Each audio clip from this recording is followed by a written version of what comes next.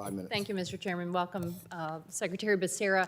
Before I dig into the budget, I did want to commend you on two things. First, you finalized the rule relating to short-term limited duration plans known as junk plans. These are the plans that the former president and former administration tried to extend. They don't include care often for pre-existing conditions, and when you combine that with the unscrupulous deceptive practices of a lot of scam artists out there, it was really great to see you crack down on junk plans and return them to where they were intended to be, short-term gap coverage. And I don't think we can celebrate enough the success of the Affordable Care Act enrollment. Coming from the state of Florida, where we have many challenges when it comes to health care coverage, the Affordable Care Act has been a lifeline. And that has been an important partnership based upon what Congress did to help lower costs through the Inflation Reduction Act, but what you all did on outreach, everything President Biden did to stand up to make sure families knew that the ACA was there for them. Florida, again, led the way in marketplace enrollment with 4.2 million Floridians selecting high-quality, affordable plans. That's almost 20% of the country's 2024 enrollment of over 20 million people. So thank you for you and your team's continued support of the ACA and the healthcare navigators that are doing the hard work day in and day out to make sure folks are connected to coverage. Now on to the budget. I was thrilled to see your legislative proposal to improve children's access to care, allowing states to expand continuous eligibility to children in Medicaid and CHIP from birth to age 6, and allowing states to provide 36 months of continuous eligibility for children until they turn 19. This 36-month period between redeterminations would build on the 12-month continuous eligibility protection for all children in Medicaid and CHIP.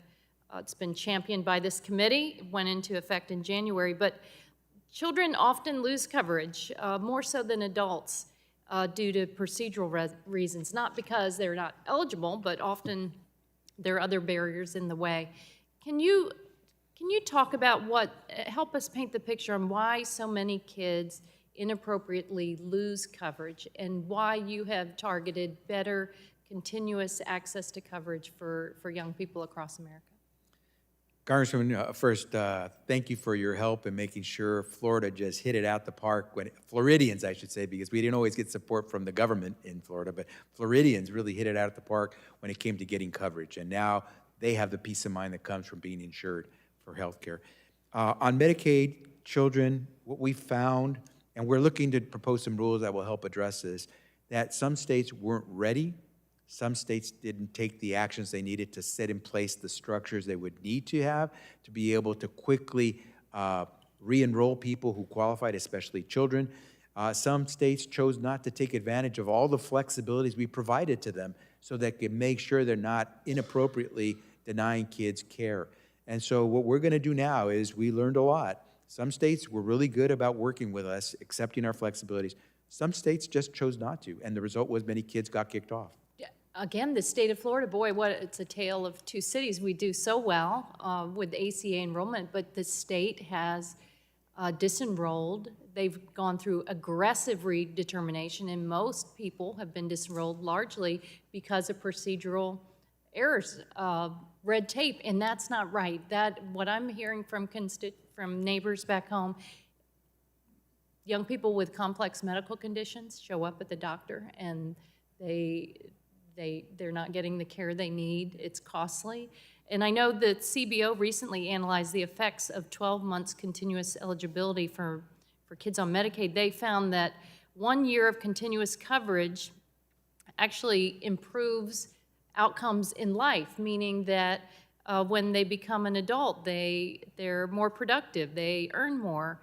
That's going to help all of us over time. So congratulations on making it through the day here with Energy and Commerce, but I look forward, we're going to draft some legislative language to help implement that, because we need to ensure in America that all kids get the care they need. Thank you very much, and I yield back.